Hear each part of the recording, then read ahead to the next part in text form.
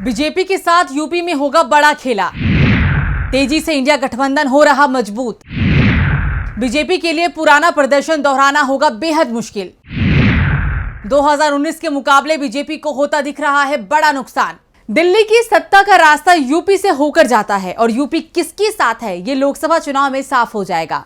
India गठबंधन तैयार होने के बाद अब यूपी में भी मुकाबला बेहद कांटे का बताया जा रहा है। वहीं अब जो रिपोर्ट सामने आ रही है वो बीजेपी की नींद उड़ा रही है। रिपोर्ट में साफ दिख रहा है कि इंडिया गठबंधन का ग्राफ तेजी से ऊपर जा रहा है, तो दूसरी ओर एनडीए गठबंधन कमजोर पड़ता दिख रहा है। 2019 के लोकसभा चुनाव में राज्य की 80 सीटों में से 62 सीट जीतने वाली बीजेपी की हालत इस बार खस्ता दिखाई दे रही है।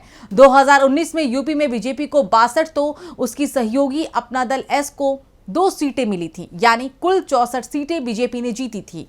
बाद में 2022 में आजमगढ़ और रामपुर लोकसभा उपचुनाव जीतकर बीजेपी ने अपनी सीटों की संख्या 64 और एनडीए की 66 तक पहुंचा दी। लेकिन इसके बाद से यूपी में बीजेपी की पकड़ कमजोर पड़ती दिख रही है। सर्वे रिपोर्ट में लोगों का गुस्सा योगी आदित्यनाथ को लेकर नहीं, पीएम मोदी को लेकर दिख रहा है, जिसका असर यूपी में बीजेपी की सीटों पर भी होते दिखाई दे रहा है। नमस्कार, मैं हूं सुरभि राजपूत, आपका हमारी स्पेशल रिपोर्ट में बहुत बहुत स्वागत है।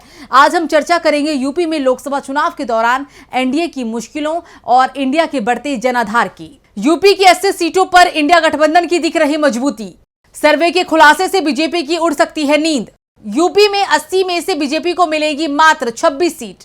लगातार बढ़ रहे वोट प्रतिशत से बीजेपी के छूट रहे पसीने। यूपी में लोकसभा की 80 सीटें हैं और इस बार यहां इंडिया गठबंधन का दबदबा दिखाई दे रहा है। सर्वे की रिपोर्ट बता रही है कि इंडिया गठबंधन इस बार 50 से ज्यादा सीट जीतता दिख रहा है, जबकि बीजेपी की सीटों का आंकड़ा 26 के अंदर सिमटता दिखाई दे रहा है। बीजेपी इस बार अपने ही गढ़ में हारती दिखाई दे रही है।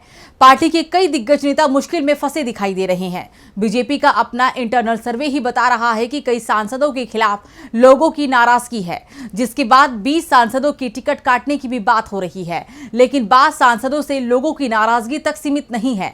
नाराजगी इस बार पीएम मोदी को लेकर भी साफ दिखाई दे रही है, जिसके बाद बीजेपी को यूपी के लिए नए सिरे से रणनीति तैयार करनी पड़ रही है।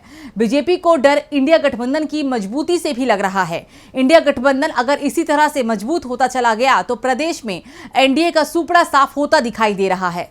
राहुल गांधी की भारत जोड़ो यात्रा भी कर रही है बीजेपी को परेशान। भारत जोड़ो यात्रा पार्ट 2 का इस बार यूपी में सबसे ज्यादा होगा फोकस। भारत जोड़ो यात्रा यूपी में 26 से 28 दिन तक चलेगी। पूर्व और पश्चिम दोनों ही हिस्सों को कवर करेगी भारत जोड़ो यात्रा। भारत जोड़ो यात्रा में दिखाई देगी इंडिया गठबंधन की मजबूती। राहुल गांधी भारत जोड़ो यात्रा 2 भी इस बार यूपी के सहारनपुर, मुजफ्फरनगर, देवबंद, मेरठ, बागपत, बिजनौर, मुरादाबाद, नगीना, संभल, रामपुर, बरेली, बदायूं, अलीगढ़ लोकसभा सीटों से गुजर सकती है। कांग्रेस जिस जिले में खुद को मजबूत मान रही है वहां ज्यादा वक्त यात्रा का गुजारा जाएगा। और एक वजह यह भी है कि राहुल यूपी में 25 दिन यात्रा पर रहेंगे और इसका फायदा इंडिया गठबंधन को मिलेगा। और अगर यूपी में बीजेपी साफ हुई तो केंद्र से भी उसकी सत्ता चली जाएगी। अगर हमें 2024 के लोकसभा चुनाव में यूपी के वोटों पर एनडीए के नुकसान को समझना है तो इसके लिए हमें सबसे पहले 2022 में हुए यूपी विधानसभा चुनाव के परिणाम पर नजर डालनी होगी। यूपी विधानसभा चुनाव के लिए बीजेपी ने अपनी रणनीति में बदलाव किया था। 8 साल से हर चुनाव पीएम मोदी के चेहरे पर लड़ने वाली बीजेपी यूपी में योगी के चेहरे पर चुनाव लड़ी थी, क्योंकि पीएम के चेहरे पर यूपी में बीजेपी को नुकसान होते दिख रहा था। योगी की छवि के सहारे ही बीजेपी अपनी सत्ता बचा पाई थी। चुनाव में सपा ने बीजेपी को कांटे की टक्कर जरूर दी, लेकिन सपा का कांग्रेस और बीएसपी से गठबंधन नहीं होने का नुकसान उसे उठाना पड़ा था। यूपी में सपा का वोट शेयर तो जबरदस्त तरीके से बढ़ा, लेकिन सीट उतनी नहीं बढ़ पाई कि सत्ता तक पहुंच पाए। यूपी की 403 सदस्यों वाली विधानसभा में बहुमत के लिए कम से कम 202 सीटों की जरूरत थी। बीजेपी ने अपने सहयोगी के साथ 273 सीटों पर जीत दर्ज कर पूर्ण बहुमत हासिल किया है। राज्य की मुख्य विपक्षी समाजवादी पार्टी ने 111 सीटों पर जीत दर्ज की। 2017 के मुकाबले सपा का वोट शेयर 10% से भी ज्यादा बढ़ा। सपा के सहयोगी राष्ट्रीय लोकदल ने 8 और सुहेलदेव भारतीय समाज पार्टी ने 6 सीटों पर जीत हासिल की। बहुजन समाज पार्टी मात्र 1 सीट पर जीत हासिल कर सकी थी। कांग्रेस तब 2 सीटें ही जीत पाई थी। कांग्रेस की आराधना मिश्रा मोना प्रतापगढ़ जिले की अपनी परंपरागत सीट रामपुर खास जीतने में कामयाब हुई थी। अब हम आपको बताते हैं 2022 में किस पार्टी का कितना वोट शेयर था। बीजेपी गठबंधन को 43.8%, समाजवादी पार्टी गठबंधन को 36.6%, बहुजन समाज पार्टी को 12.88%, कांग्रेस को 2.33%। ये तो बात हो गई सभी दलों की सीट और वोट शेयर की, लेकिन अब हम चुनाव में गठबंधन को देखते हुए बात करें तो एनडीए को कुल 44% वोट मिले थे। 2022 चुनाव में सपा गठबंधन का वोट 36.6% था, लेकिन जिस तरह से इंडिया गठबंधन बन रहा है उस हिसाब से ये वोट शेयर बढ़कर 52% तक पहुंच सकता है। और ये गठबंधन का ही अब असर होगा कि 2024 में एनडीए इंडिया गठबंधन के आगे कमजोर दिखाई दे रहा है, क्योंकि बीएसपी चीफ मायावती ने भी इंडिया गठबंधन में शामिल होने के संकेत दे दिए हैं। इस बीच कई सर्वे रिपोर्ट भी बता रही है कि अगर इंडिया गठबंधन इसी तरह से मजबूत हुआ तो लोकसभा चुनाव में बीजेपी को जोरदार झटका लगेगा।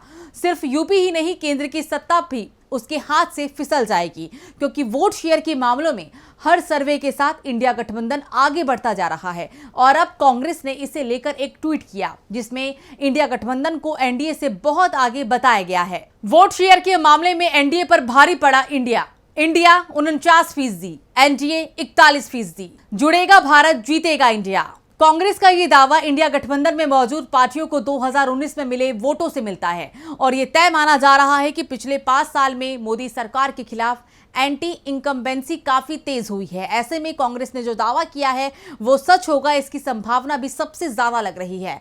अब बात करते हैं 2019 में हुए लोकसभा चुनाव की। ये कहना शायद यहां पर गलत नहीं होगा कि 2019 में पुलवामा की घटना का सबसे ज्यादा नुकसान विपक्षी दलों को ही उठाना पड़ा था, क्योंकि 2019 में देश में लोकसभा चुनाव था और तब 14 फरवरी को हुए पुलवामा मामले के चलते लोगों में जबरदस्त गुस्सा देखा जा रहा था। इस गुस्से का फायदा मोदी सरकार ने उठाया। पाकिस्तान के बालाकोट को निशाना बनाया गया था। इस घटना के बाद देश में राष्ट्रवाद की लहर चल पड़ी। विपक्ष जो चुनाव के ऐलान से 1 महीने पहले तक अपनी जीत तय मानकर चल रहा था, उसके हाथ से अचानक ही पूरी बाजी फिसल चुकी थी। चुनाव में उसके लिए करने को कुछ भी नहीं बचा था। ऐसे में कुछ इलाकाई छत्रप, जहां बीजेपी पहले से ही बेहद कमजोर थी, वो अपने गढ़ को बचा पाए थे। जहां बीजेपी का जनाधार पहले से ही मजबूत था, वहां उसने स्वीप कर दिया। लेकिन इस बार ऐसा कोई भी मौका विपक्षी दल मोदी सरकार को देने के लिए तैयार नहीं है। विपक्षी रणनीति का बीजेपी को कोई तोड़ नहीं मिल रहा है, और अब बीजेपी की चिंता उसके डर में बदलती दिखाई दे रही है, क्योंकि बीएसपी चीफ मायावती ने भी इंडिया गठबंधन में शामिल होने की इच्छा जताई है, लेकिन वो कोई भी फैसला 5 राज्यों के विधानसभा चुनाव के बाद ही लेंगी। ये वीडियो आपको हमारा कैसा लगा कमेंट सेक्शन में जरूर बताइएगा। वीडियो को लाइक करिएगा और चैनल को सब्सक्राइब करना मत भूलिएगा। नमस्कार।